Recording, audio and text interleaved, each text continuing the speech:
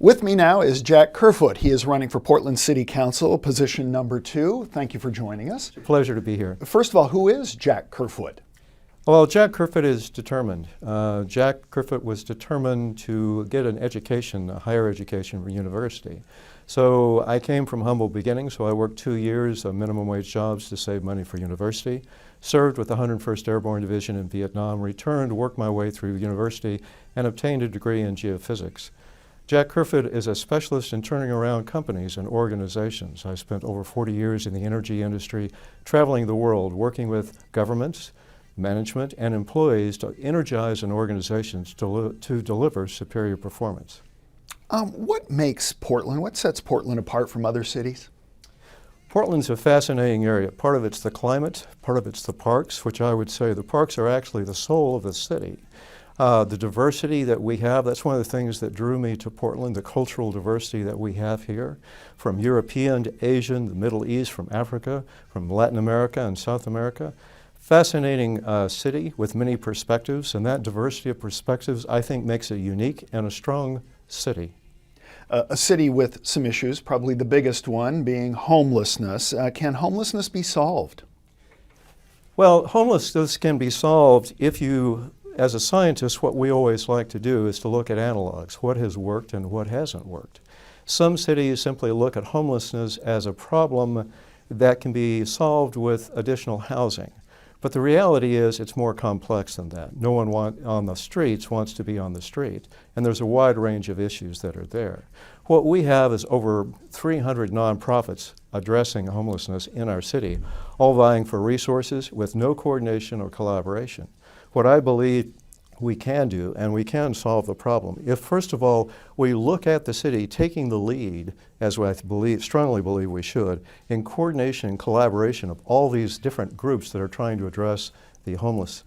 More importantly, we need to develop a strategic plan. We need to look at what plans really have worked beyond just housing, but have worked to address all the issues that we have with our housing, and then bring together the private sector and the public sector to solve these problems together with resources that will make a significant difference. You mentioned these in general terms, but maybe you can give us 3 examples of what you will do as a city commissioner to try to end homelessness in Portland. Well, the first thing I would do is to reach out with a broad range of groups. First of all, the faith-based groups. They've actually formed already something called the Open Table, which brings the different faith-based groups together, the Muslim, the Jewish, and also the Christian groups together, to try and identify and collaborate to work these problems together.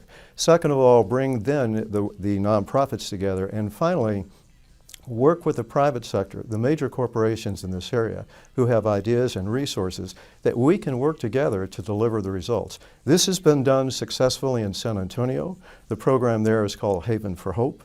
They bring in typically 1,200 a year, and they have run at over an 80% success rate for over a decade to address the homeless crisis they have there. And they are making a significant impact. We can too.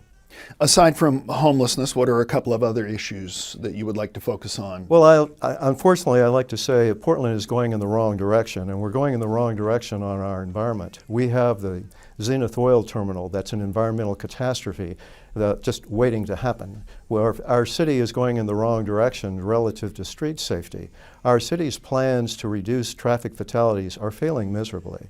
And our city's plans, we're going in the wrong direction on affordable housing. The city has implemented plans that are driving up costs for construction dramatically and also causing rents to rise up dramatically. Well-intentioned plans that are not delivering the results we need. What will be a big or maybe much bigger problem 10 years down the road for Portland if we don't deal with it right now? Well, the environment is one issue right now. All we have to do is to look at Australia and see the devastation of the fires that we have there. Climate change, I think 99% of the people recognize is a concern that is not just for Portland but the world. But every area, every city, every state must work together to make positive results and positive steps to reduce greenhouse gas emissions and also to have clean air and clean water from that standpoint. So that's one thing from a 10-year standpoint is critical, and that also means addressing the traffic congestion and the problems that we have with our cities. What will you bring to the Portland City Council that other candidates won't? Well, we first of all have to recognize that Portland City Council government is unique.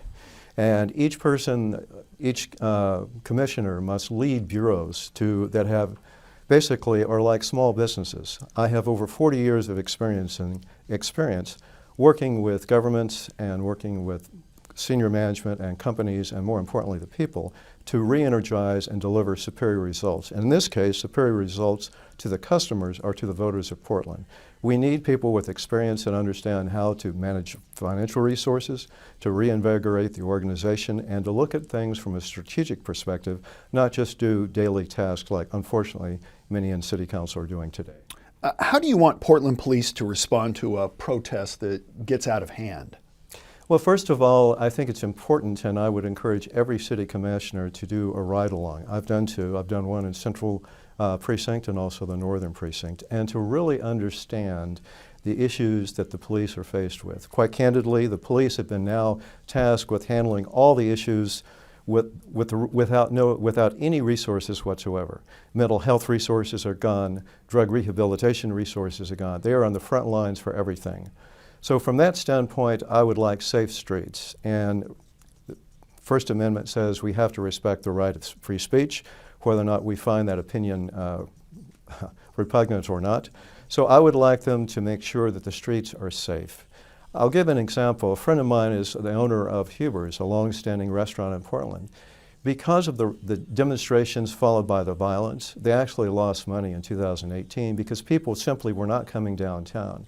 Many people are afraid to come downtown and visit for that very reason. So we want safe streets for everyone. Why should people vote for you? Because I have experience turning around organizations. I am a communicator and I am a collaborator. And I also am pledging, even with a city government that doesn't have a commissioner for a certain area, I am pledging to routinely, regularly meet out with different sectors to the Northeast and the North and Northwest, the Southeast and Southwest, with groups and organizations across the city to make sure I hear their concerns and to make, more importantly, to make sure their voice is heard in City Hall. Last question for you. What's your favorite neighborhood in Portland? My favorite neighborhood in Portland? That's an interesting question. I like the green spaces that we have. And so Washington Park and also the Japanese Garden is incredibly beautiful. My only concern when I visit those are that we don't have that same amount of green space equally distributed across the city. Jack Kerfoot, thank you very much for being with us. Jack Kerfoot is running for Portland City Council. Thank you very much.